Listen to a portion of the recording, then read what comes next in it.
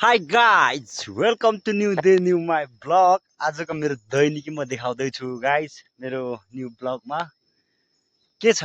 I hope सबै सन्चै हुनुहुन्छ होला। कहिले गोठालो कहिले खेतीपाती गर्दै म चाहिँ आज चाहिँ अलैँची गोर्मेल पोर्साल भाइले रोपिराखेको अलैँची। त्यसपालि चाहिँ भाइ माथि ट्रेकिङतिर हुनुहुन्छ। ट्रेकिङतिर गएको हुनाले मेरो काम मेरो दैनिकी आज जोड्न चाहिँ आएँ मैले ठुरै। यो अब अलैँची चाहिँ गोड्ने बेला भइसकेको छ। लगभग अब सबै गाउँलेहरूले चाहिँ सकिसक्नु भएको छ। हाम्रो चाहिँ अलिकति थोरै बाँकी थियो। त्यही थोरै बाँकी थियो होइन, मैले चाहिँ आज स्टार्ट गरिरहेको छु, सुरु गरिरहेको छु।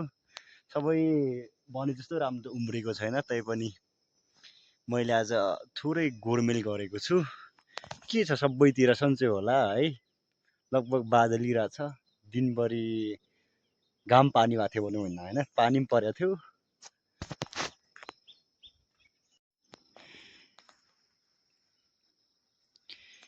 ब्ल्याक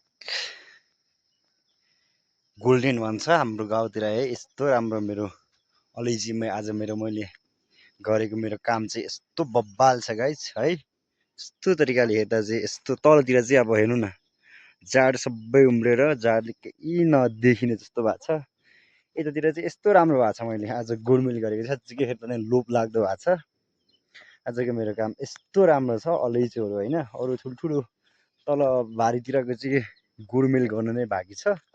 सो यतातिरको चाहिँ अब मैले गोडिरहेको छु। आज भोलि पर्सि भोलि सकिँदैन, किनकि आजको जस्तै मेरो मेल यति मात्रै जान्छ भने चाहिँ लगभग कसम सकिँदैन। भोलि पर्सिसम्ममा चाहिँ हेर्नुपर्छ होइन। यहाँदेखि पछि दाइहरूको आलुबारी मकैबारी कति छिटो समय बिर्छ है। हिजो अस्ति भर्खरै रोपे जस्तो लाग्छ मकैहरू यत्रो भरेर क्या।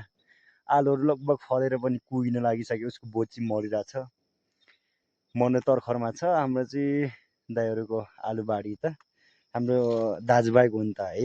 त्यसपछि सिमाना हुन्छ, यस्तो छ। यतातिर चाहिँ यस्तो राम्रो तरिकाले मैले गोडमेल गरेको छु।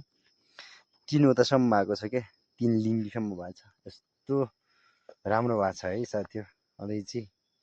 अर्को सालदेखि चाहिँ फल्न सुरु गर्छ। राम्रो भएको छ, भाइले रोपिराखेको अरे। पोहोर सालसम्म चाहिँ यो दिदीहरूले गर्नुभएको हाम्रो जग्गा हो। यसपालि चाहिँ आफैले अलैँची रोपेपछि यस्तो भएको छ हाम्रो गाउँ है। माथिदेखिको दृश्य जुन आज मैले काम गरेदेखिको दृश्य हाम्रो गाउँघर यस्तो छ। बादली रहेछ, लगभग साँच्चीकै असार साउन जस्तै भएको छ।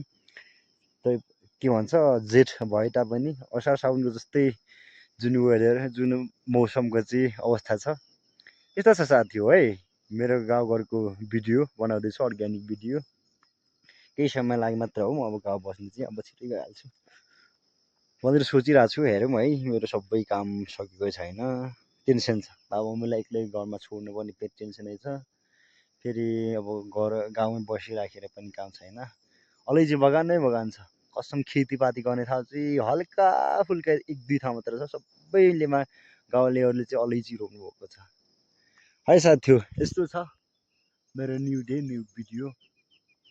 लाइक कमेन्ट सब्सक्राइब गर्नु होला मेरो च्यानल। दैनिक नै आउँछ मेरो भिडियोहरू, मेरो दैनिकी नै भनौँ होइन, निरन्तर आउँछ है साथी हो।